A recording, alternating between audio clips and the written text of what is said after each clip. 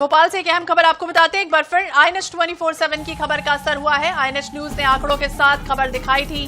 MSP घोटाला पर अब बड़ी कार्रवाई हुई है। राजगढ़ में समिति प्रबंधकों और कंप्यूटर ऑपरेटर बर्खास्त किए गए। भिंड में भी 9 निलंबित समिति प्रबंधकों पर गाज गिरी है।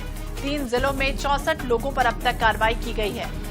तो INS 24/7 की खबर का ये बड़ा असर हुआ है, जहां आंकड़ों के साथ ये खबर प्रसारित की गई थी और इस खबर पर मोहर भी लगी है। तो 3 जिलों में 64 लोगों पर अब तक कार्रवाई की गई है। MSP घोटाले से जुड़ा ये पूरा मामला बताया गया है, जहां राजगढ़ में समिति प्रबंधकों और कंप्यूटर ऑपरेटर को बर्खास्त किया गया।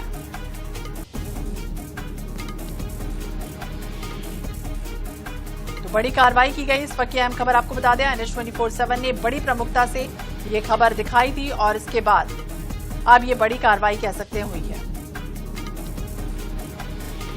और ज्यादा जानकारी के लिए बात करेंगे भोपाल ब्यूरो चीफ अनुराग मालवी, हमारे सहयोगी हमारे साथ ज्यादा जानकारी के लिए जुड़ गए। अनुराग, क्या जानकारी, जिस तरह से INS 24/7 ने खबर दिखाई, आंकड़े दिखाए और इसके बाद ये बड़ी कार्रवाई?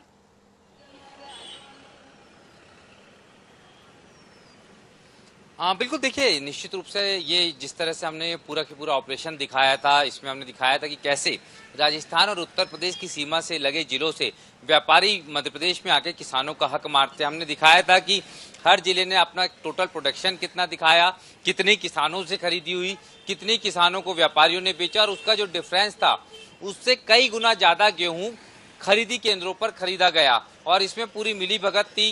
राजगढ़ की बात करें, सोसाइटी संचालकों की बात करें, कंप्यूटर ऑपरेटर्स की, यहाँ तक कि पटवारियों की भी बात करें, तो यहाँ पर अगर आप देखेंगे तो भिंड की बात करें या फिर हम बात करें राजगढ़ की, यहाँ पर जो किसान थे उनका गेहूं तो खरीदा नहीं गया, बल्कि राजस्थान और उत्तर प्रदेश से जो व्यापारी आए उनको MSP के रेट पे खरीदी दी गई। इसमें पटवारियों ने कागजों की हेरफेर की, कंप्यूटर ऑपरेटर्स ने आंकड़ों का बदलाव किया और सोसाइटी संचालकों ने और प्रबंधकों ने इसमें पूरा की पूरा करप्शन करते हुए, कमीशन लेते हुए व्यापारियों का पुराना गेहूं भी नए किसानों के गेहूं के बदले खरीद लिया।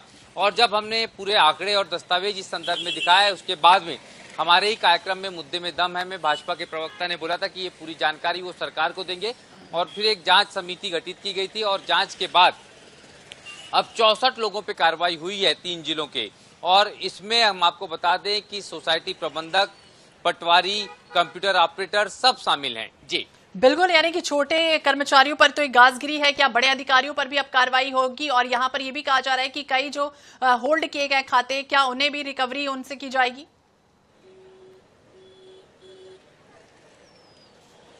देखिए बिल्कुल इसकी बहुत जरूरत है ताकि आगे से ऐसा ना हो, क्योंकि इससे पूरा की पूरा आपका मध्य प्रदेश का किसान प्रभावित होता है।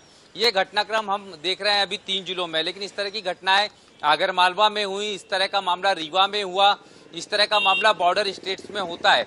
चाहे उत्तर प्रदेश के व्यापारी हो, चाहे राजस्थान के व्यापारी हो, वो मध्य प्रदेश के किसानों का हक खा जाते हैं। अभी जो खाते सीज हुए हैं उन खातों के संदर्भ में महत्वपूर्ण बात यह कि ट्रांजेक्शन हो चुका है।